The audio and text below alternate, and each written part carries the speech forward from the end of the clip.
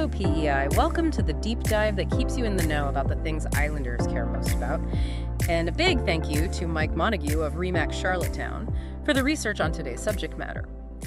So, if you've been anywhere near the housing market on PEI lately, maybe looking yourself or you know someone who is, well, you know it's tough. It's more than just tight, isn't it? For a lot of people, it's a real struggle. Yeah, it really is. But what if there was some concrete good news, like a new development in Stratford that might actually be a pretty significant piece of the puzzle? Something bringing relief for, say, 60 families and maybe even showing a new way forward for community planning here. Well, that's exactly what we're going to get into today. Our mission here is to look past the headlines, really unpack the details of this announcement that just happened. Correct.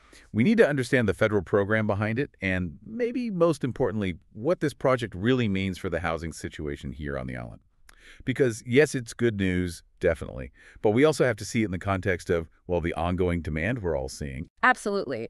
We'll look at precisely where these new homes are planned, why that specific spot is important, and how a big national program is actually making a difference right here, tangibly. This is more than just 60 apartments. It's about what they signal for our communities. Okay, let's dive in. So let's start with the news itself. Just yesterday, August 19th, 2025, the Canada Mortgage and Housing Corporation, CMHC, as we usually call it, made a pretty major announcement. Right. They're putting over $20 million into building 60 new housing units right here in Stratford. That's not insignificant. It's a real injection of supply. That's a serious investment, yeah. And what's really interesting is how it's happening. This isn't just like a handout. It's coming through a federal program called the Apartment Construction Loan Program, ACLP for short. Okay, ACLP. And this program, its whole purpose is to boost the supply of affordable and sustainable rental housing across Canada. So what you're seeing in Stratford is basically this national program kicking into gear locally, trying to bring down costs by, building more places to live. It's quite targeted. And who showed up for the announcement? That tells you something too, doesn't it? We had the Honorable Gregor Robertson, he's the Minister of Housing and Infrastructure, and Kent MacDonald, our own MP for Cardigan, was there too. Yeah, their presence definitely signals federal backing. It underlines that commitment, I think, to this project and maybe housing here more generally. And listening to what they said, the focus was really on collaboration and actual results. Minister Robertson talked about the federal government wanting to drive supply, lower costs. And he specifically mentioned, I think his words were, the power of government and the private sector working together to build Canada strong. Right, that collaboration piece. It shows they understand it's not something government can just fix alone. Yeah. It needs everyone involved. And MP MacDonald brought it right back home, didn't he? Talking about how it'll make a real difference for people in Stratford and moving closer to that goal where everyone has a safe, affordable place to call home. Which is the ultimate goal, of course. Powerful words. But you always wonder, how does that connect to the builders, the people actually putting up the walls? That's a great point. And we actually got some insight there from the developer, Stephen Jackson. He's the president of JCJ Properties, the company doing the building. He mentioned that this ACLP program really helps. It eases the barriers developers face, especially when trying to build affordable housing. What kind of barriers? Financial, presumably. Yeah, mostly. And he tied it directly to the current situation, saying it's needed amid rising demand from population and economic growth.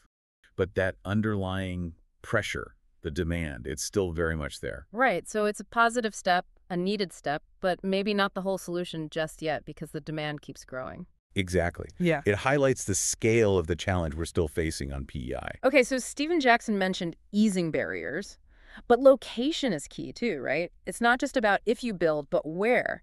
And this project, 13 Irving Avenue in Stratford, that spot seems deliberately chosen. Oh, absolutely. It's not just a random lot. The source material really emphasizes the strategic thinking here. It's right near Stratford's 2 elementary schools, plus the new junior high and the senior high. Wow, okay. For families, that's huge. Huge. Imagine kids just walking to school. Easy, safe. It's more than just walls and a roof. It's about how people actually live. And it's not just schools, is it? The location offers more. Definitely. It's walking distance to so many everyday things. You've got grocery stores, pharmacies, hardware stores, restaurants, coffee shops, even essential health services, physio, dentists, family doctors. So you could genuinely live there and walk to most things you need day to day. Pretty much. And that's the idea.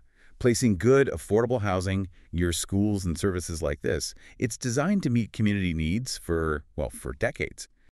Less driving, less traffic, more community interaction. It's a really positive model for development. Okay, so the Stratford project itself, the location, it all makes sense, very positive. But the engine driving this ACLP, that seems like the really big story here, the national picture. Let's unpack that a bit more. What exactly is the apartment construction loan program? Right, the ACLP, well, first off, it's big. We're talking a $55 billion program now. That's billion with a B, its goal. To help build over 131,000 new rental homes across Canada by, I think, 2031, 2032. 131,000 units. That's massive scale. How does it work? Is it grants? No, and that's key. It provides low-cost, fully repayable loans. Think about a developer wanting to build rentals. Usually construction ones have pretty high interest rates, right? Yeah, that can be a major hurdle. Exactly. So the ACLP offers loans at lower rates. The government acts like a more stable, cheaper lender. This makes it less risky and more financially viable for builders to actually construct rental units, especially ones aimed at, say, middle-income earners. And because the loans get paid back, the idea is it has a big impact without being a huge long-term cost to taxpayers. Okay, so it's using finance as a lever. Smart. And it's not just a standalone thing. You mentioned it's part of a bigger strategy. That's right. It sits within the National Housing Strategy, the NHS. That's the government's overall plan. The ACLP works alongside other NHS programs, some of which do focus more on deeply affordable housing for lower-income folks. So the ACLP targets that middle rental supply, while other programs handle different parts of the need. It's meant to be comprehensive. And it's evolving, too. I heard there were changes in Budget 2024. Yes, good point. They've adapted it. First, they extended the timeline out to 2031, 2032. Gives developers more certainty. And, significantly, they broadened who can apply. Now it includes funding for student housing on and off campus and also independent seniors housing. Oh, that's really important. Students and seniors often face big housing challenges. Absolutely. And another interesting tweak, they removed the really strict minimum requirements for things like energy efficiency and accessibility that applied to every project before. Now, it seems applicants get more benefit from making stronger commitments in those areas, but it's not a hard minimum bar for everyone. Why the change there? Seems like a pragmatic shift. Maybe recognizing that the absolute top priority right now is just getting more units built fast, while still encouraging the good stuff like efficiency and accessibility, maybe not letting perfection be the enemy of the good. Sure. A project like Stratford often happens because CMHC has helped identify the need and provided a tool like the ACLP to meet it. Right. But, as we heard from Stephen Jackson, the developer, that demand issue is still looming large. Rising demand from population and economic growth here on PEI. So, while 60 units in Stratford is fantastic, truly, it feels important to keep perspective. Absolutely crucial. Our population growth has been really significant. And housing construction, well, it hasn't kept pace for a while now. So these 60 units are like a welcome drink of water, but we know the reservoir is still low, right? That's a good analogy. It underscores that the challenge is ongoing and requires sustained effort. It goes back to what Minister Robertson and Stephen Jackson both touched on, collaboration. Government action like the ACLP is vital, but it needs the private sector to build, and maybe the nonprofit sector too. It takes everyone pushing in the same direction.